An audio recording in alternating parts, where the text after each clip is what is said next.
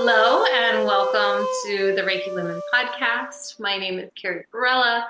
My business is the Reiki Healing Society, and today all three of us are together. We've been here and there with our podcast lately. Sometimes people haven't been able to join us. It's been the summertime, but here we are, all three of my beautiful colleagues together, my two other colleagues, including myself. We have Bronwen Logan from Reiki with Bronwen, and Michaela Daystar from Heartscapes Reiki. And welcome back to our podcast. Today, we wanted to talk about it's the shift of season. So summer in the Northern Hemisphere is over, and in the Southern Hemisphere, the winter is over, and we're at this balance point between fall and spring, and the sun and the moon are in a place of balance at this time of year. And so we wanted to juxtapose that with how we connect to our Reiki practice during times of the seasonal changes, how we connect to Reiki as something that's timeless, yet also can help us move through change and transformation and help us find like the newness of these new seasons and these new chapters in our life. So we would love to chat with you all about this topic. So who wants to break bread into the new season, new season here at the Reiki Women Podcast? How about you, Miss Springtime, Bronwen, heading into spring? What comes up for you? Oh, me? Oh, come on. Thanks, Michaela. Where I live, it's quite seasonal. That's not the case in all of Australia. Some places, the seasons are quite muted. And in the north, we have more the tropics, which is then you have wet season and dry season. So it's different seasons, but still seasons in the sense that there are changes. And where I live up in the mountains, it gets quite cold in winter. So we have that lovely wintry feeling. And now we're shifting and moving into spring, which is where the blossoms are all out. And it's like there's this greenness with just splotches of color everywhere. And it's really incredibly beautiful.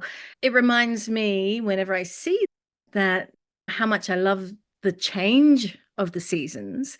Every season change has something that is shifting and new and different, even though we've experienced it for years. It's a bit like that labyrinth idea again. We're still standing in the same place, but we go through all these different things and we're still us, but we've gone through changes and shifts. I think there's a great sense of gratitude for nature and our place in that nature. I get to see it, but I'm also a part of that. So things shift and change inside of me as the seasons change as well.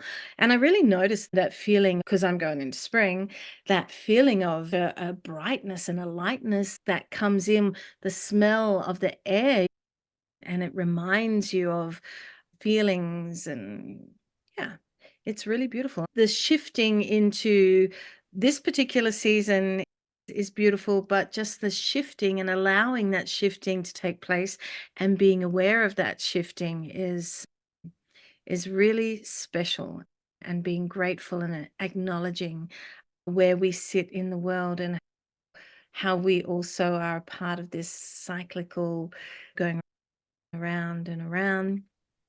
And as we go around and around, we're always us, some aspect of us, but we have the opportunity to change that as well. We have the opportunity to, I'm going to get very metaphorical here, plant new bulbs or flowers, or prune and pick, and we do all these things.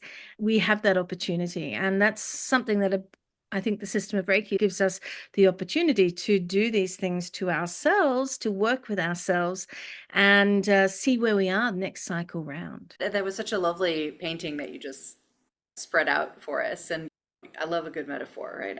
I'm all about them. And I think the seasons give us that direct experience of the world and also this vast metaphoric language and imagery to work with. We've done episodes here on navigating change, on the way that our Reiki practice can help us deal with change that can feel disturbing, jarring, uncomfortable. We've looked at times of transition in our lives. And truly, the seasons are our first and greatest teachers about that. And when we live in a way where we're attuned to those cycles and the way in which we are still animals of this world, even though we can come inside and have climate control in our houses and we can tune out the seasons to a certain extent, but we're greatly benefited, just wildly benefited from, at the very least, noticing those things. And we think about the seasons often in these kind of discrete blocks, but of course the reality is that the seasons change gradually over time. And one of the things that's really been valuable for me in my Reiki practice and looking to nature and the seasonal cycle as my first and best teacher is that it softens the discomfort of change when we notice the subtle, slow shifts that happen over time. That then when the dramatic thing happens, we're like, okay, I'm prepared for that because I've been noticing it. And noticing really that like what each season asks of us in the world, in our life, in our day-to-day, in our spiritual practice, inside our internal landscape, and just what each season has to bring us. This particular summer on our side of the world, we're heading into fall, so we just crossed over the fall equinox. This past summer has been one of the hardest and most intense that I've ever had, both in terms of stuff happening in my life and also that this was our hottest summer on record. I think that's going to be continuing to be a trend. Just so many days over 100 degrees here in the Central Valley of California.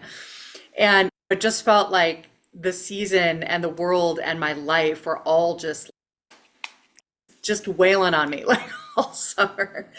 And part of how I like navigated that and stayed resilient with it, and really only towards the end hit a wall of overwhelm. It's really only a couple of weeks that I felt like, wow, this is too much. Is by having this practice of observing that change over time and knowing that there's going to be this respite, right? That the season will change, the things in my life will be completed, there will be a time of rest that's coming through. And the last 2 weeks of summer, as I said, I just hit this wall, I hit this exhaustion, I got very apathetic about like getting things done. I had to completely let my garden go like weeks and weeks ago. And this week, I'm really feeling that sense of it's all of that's okay because now we get to rest. And then we'll go through the resting time in the winter, and then it'll be the spring and I can start my garden again and it'll be a new year. I think that being in the practice and making it part of our Reiki practice to be in a state of awareness and responsiveness with the seasons is of great benefit to us and really enriches the benefits that Reiki bring into our life, wherein we get to be less attached to fear and anger. We get to be more grateful. We get to be more true to ourselves. We get to be compassionate for where we are in a given time. We think about being true to ourselves. What does it mean to be true to ourselves? At the tail end of a really long, hot summer, being true to myself the last couple of weeks looked like doing not much, like giving myself that rest. Part of me was very critical of that. I have so much to do. I'm letting things slip. This is not the right way to be spending my time. But the bigger part of me and the more consistent part of me, the part that I trust more, was like, no, this is where you're at in the season of my life, but also the season of the year.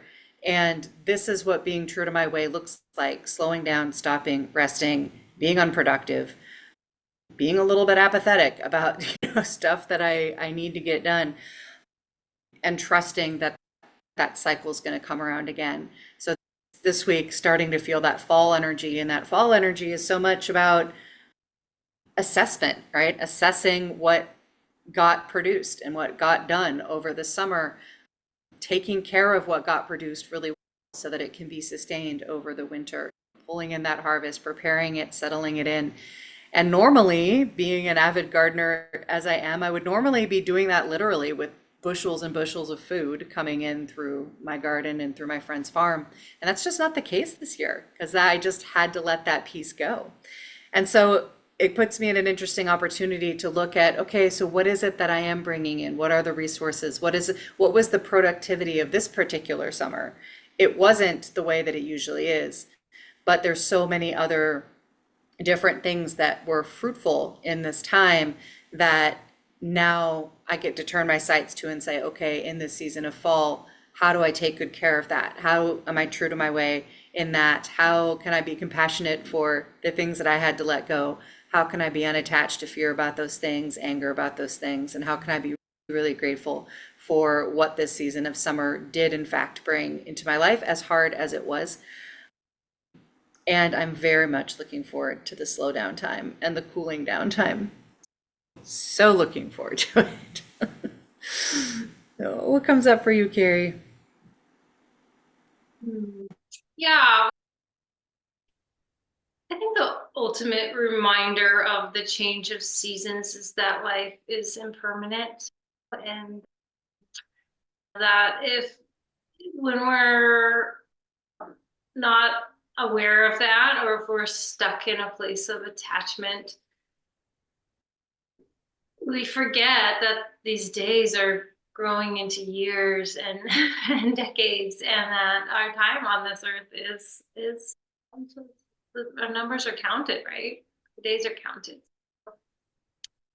I think there's this, for me, a sense of a little bit of a fragility of life, that there's change and transformation that happens, and that we feel that, and our body's rhythms are really in touch with that, and that it is important to notice what you want to release in any given season. I always love to do a feeling of a little cleansing between seasons, because letting go of stuff so that you can take in the new and really be in touch with this moment in time.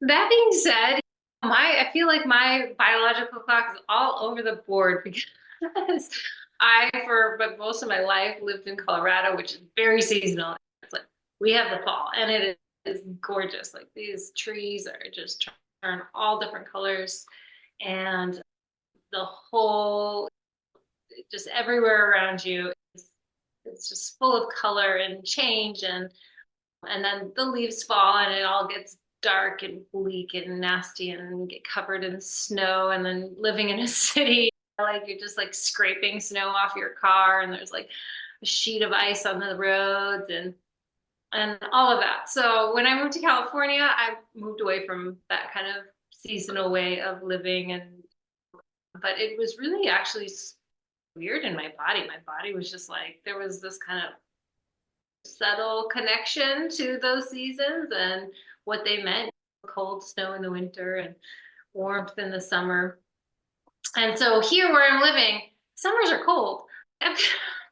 Like, I'm living by San Francisco standards. It's cold, it's foggy, I mean, there are some good days, and we were inland a lot this summer, so definitely got some sunny days, but it's foggy in the summer. And then this time is one of the nicest times of the year, so I'm still basking it up. So my whole rhythm is all over the place. I can't really figure it out, but it's good to remind ourselves that life is changing, and we have to change with it. We have to be willing to change with it.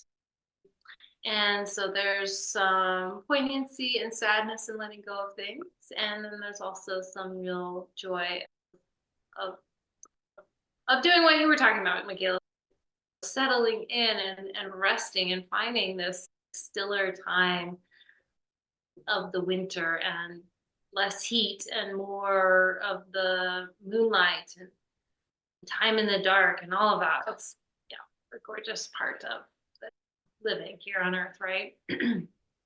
And I'm with you, Bronwen. I just love the springtime. Springtime is just so magical. It's the opposite. It's this thing that we are a part of it. We just cannot separate ourselves from it. One of the cool things that I got to do this summer is there is this grove in Redwood State National Park. So I live pretty close to redwoods.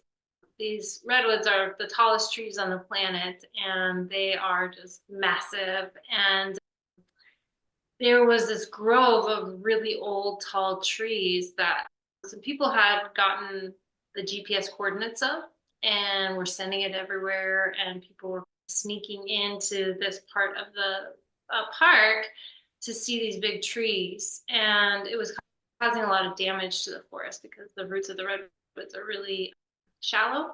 If you're walking on their roots all the time, it can really impact the trees.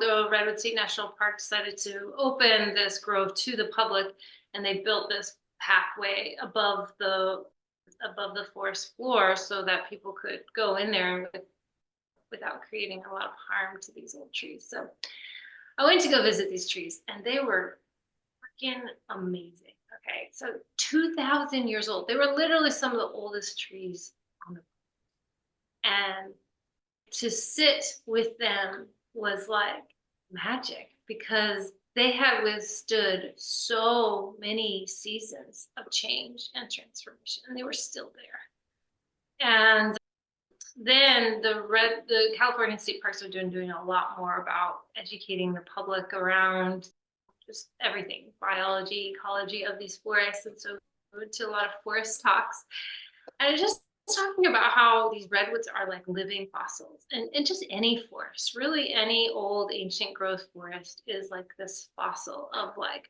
how the world used to be.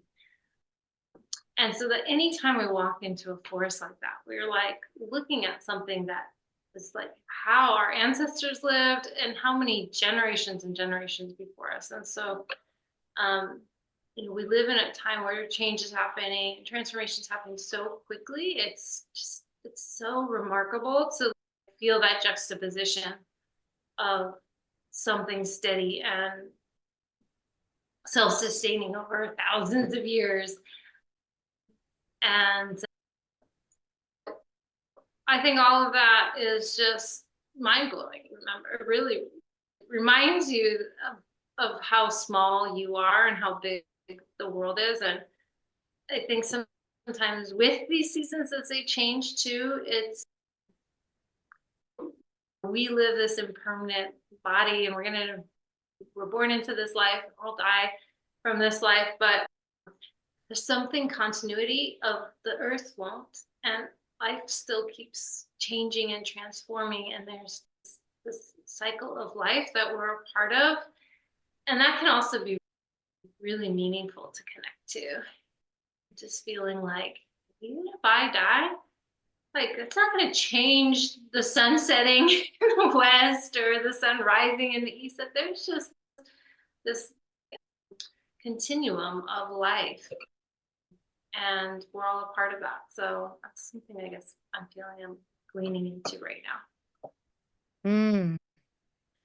Throughout this conversation, I have this feeling of how we're all talking about the same thing, that we're a part of nature and that. But there's this jarring thing inside of me, which is that I think humanity really sees itself as separate to it. And it's very hard for us to understand that we are just like a leaf on a tree. And I heard this thing the other day that was really quite amazing. It was about the direction the hair on your head and where it curls, like it goes in a spiral. Everyone's got like a little spot somewhere on their head where the hair comes out and around. And in the northern hemisphere, your hair will go in a different direction to someone who's born in the southern hemisphere. Amazing. And it's just such a direct line to this knowing that we are just simply a part of this whole cycle of life that exists here. We're not something separate or different from that. We're born into it and we sit in the rhythm of that and are affected by that. Carrie, you were saying like your system was out moving to a different area. We're so affected by our environment, and then we die and go back into the earth. In my coaching class the other day, we were talking about Amida Nyore, which is the deity of infinite light. But Amida is also the deity of rebirth. And the whole idea of Amida is to help us. So the energy of Amida, which actually links to symbol 2, going back to India. So if you go back to India and the seed syllable, which symbol 2 comes from, that seed syllable is connected to the Indian version of Amida Nyore. Amida is there for rebirth and to help us when we're doing things that aren't right for us in this world. Then Amida will help us to be reborn again in order to sort that out, right? So giving us it's actually a compassionate thing, each time giving us the opportunity to work on ourselves, to be more in tune with this world and really live according to the rightness of our being. And that is very much being in tune with nature. Yeah. I love that you bring this deep history and lineage of mythology into the conversation, because that's part of how humans have understood the overwhelming immensity and grandeur of the natural world and all of the overwhelming sensations and all of the constant change that we experience, and some of it being incredibly devastating, even though it's devastating at the scale of our individual teeny tiny little life that's just like a leaf that's going to blow away in the scheme of things.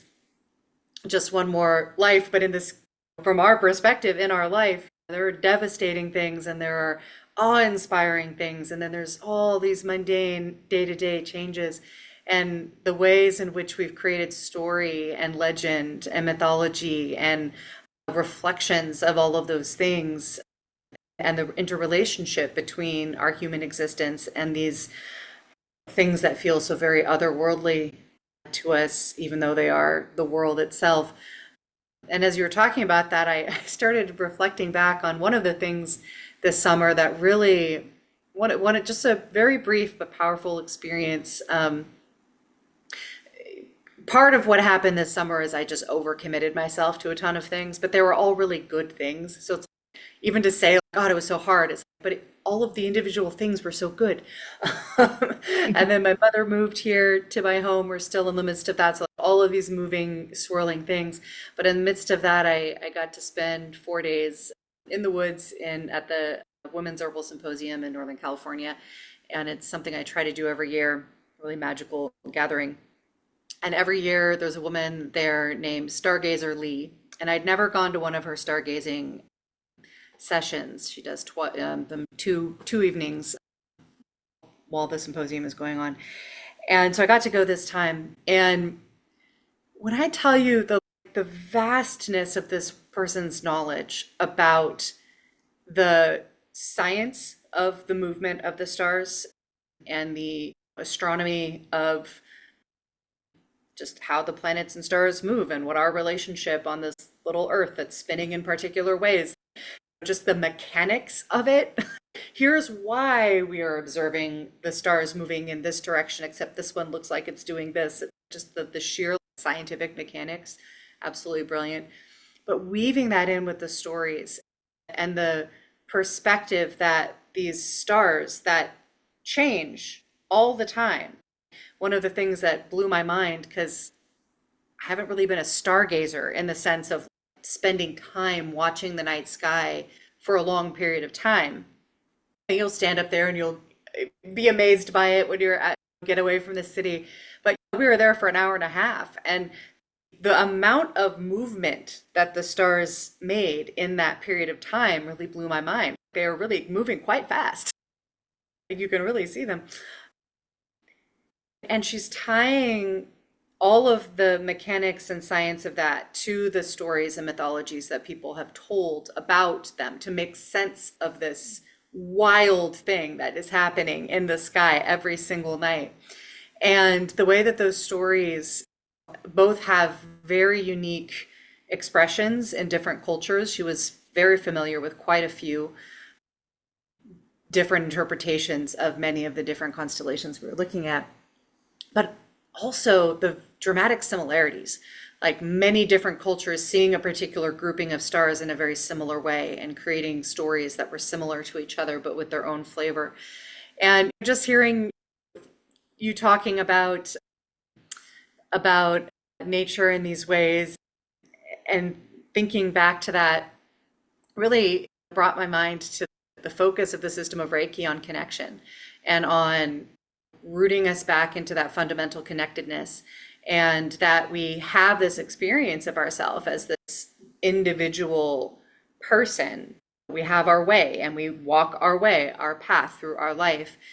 And then there's this wider being of connection with all of life. And one of the things that I have found is like recognizing that connection in the natural world has made me feel more of that connection across humanity, because there's still, I don't know, sometimes, and people are going to have their own experience with this, but for me, sometimes it was easier to feel connected with nature, with an animal, with a tree, with a place, than with people that I don't know, like that are outside of my immediate sphere of influence.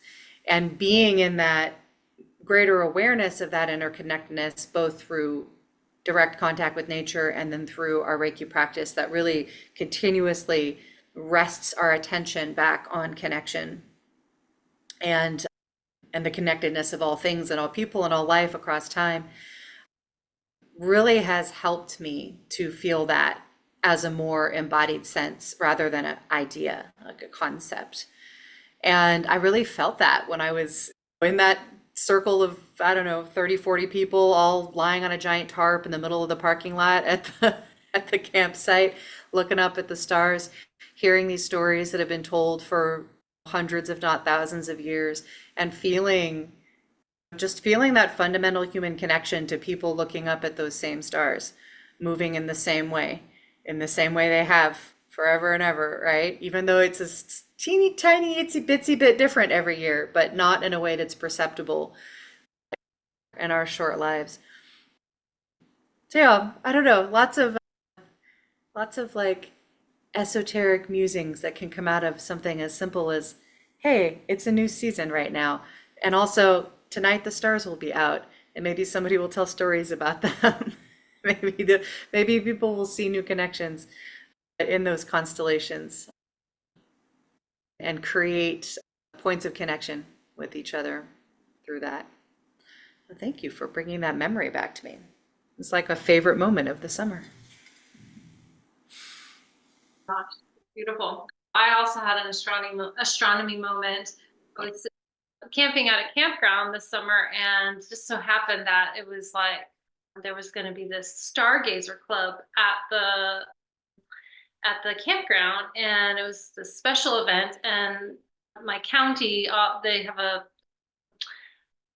a group of astronomers who do these little events where they bring out, there's like these incredible astronomy equipment to look up at the stars.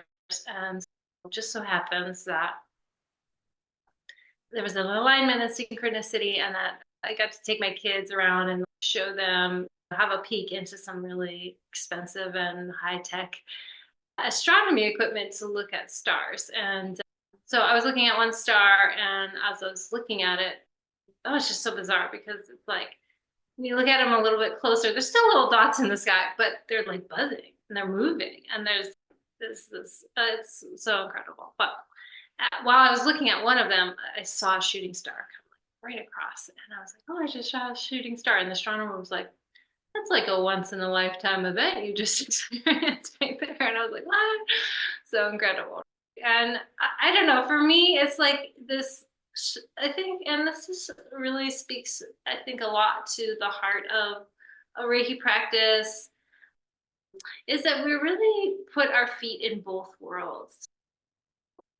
We're on this earth and we feel how connected we are to the earth, and that like our bodies and our hands and who we are and our fundamental nature is linked with the earth and her seasons. And yet we're also in this time where we're aware of this bigger picture, that we are part of the universe, and like our ancestors only had an opportunity to guess this, maybe through their own intuitive process. They had a greater awareness of, stars and planets and all of that. But we have so much more in this generation to see ourselves, not only in the context of the earth that we live in, but also this greater perspective of the universe. And that's really Reiki too, right?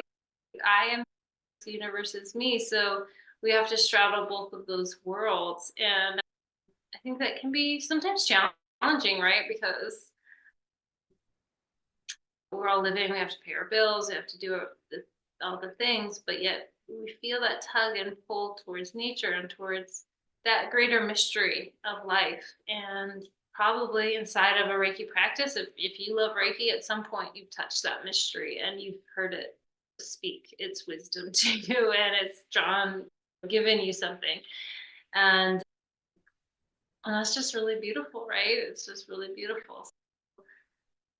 Reiki as a practice for me has helped me stay open to that mystery and stay open to finding that balance between living my busy, frenetic life, but also feeling connected to my true nature. So, yeah, that's why I love Reiki, and that's why I'm a Reiki geek.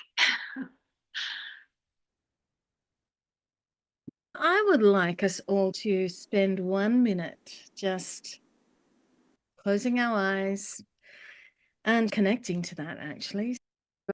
Let's just close our eyes, relax the body.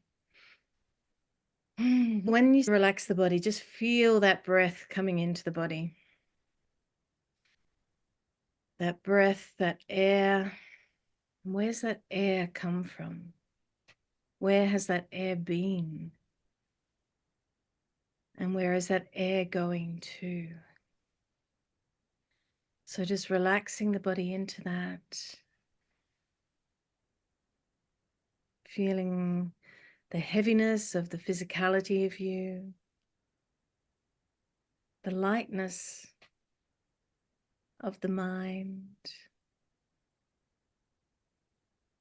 Just releasing the mind.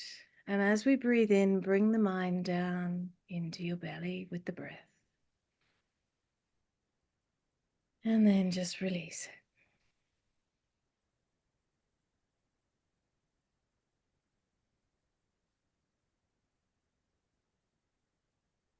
Just keep taking a couple of deep breaths down into the belly, taking the mind down, and then releasing everything.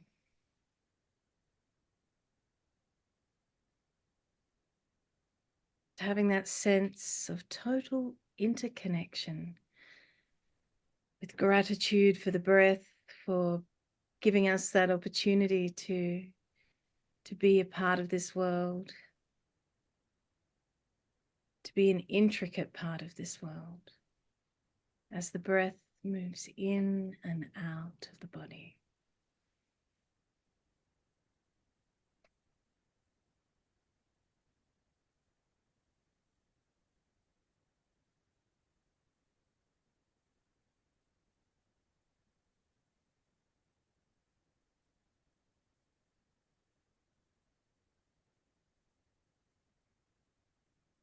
And with the awareness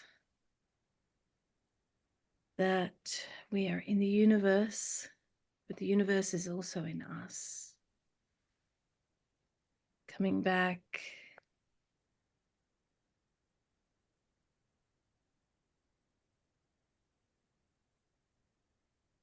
remembering how unique that breath is, each and every breath that we take.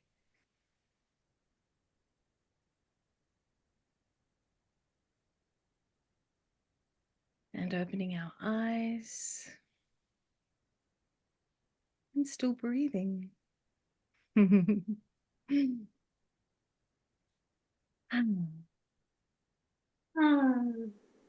That was Oh, that's lovely. good. Thank you so much. I think this is a good note to close on, friends. I just want you to know we are so grateful for you to be part of our community. We hope that there is something really special in this season for you, some joy, some spark, some magic, some Reiki that really inspires you to keep living your best life and staying connected to your true nature. So thank you all again so much for being here. Follow us, share this, use some inspiration here to pass the spark onto your Reiki community. And we'll see you again for another episode down the road. Thank you so much. Bye.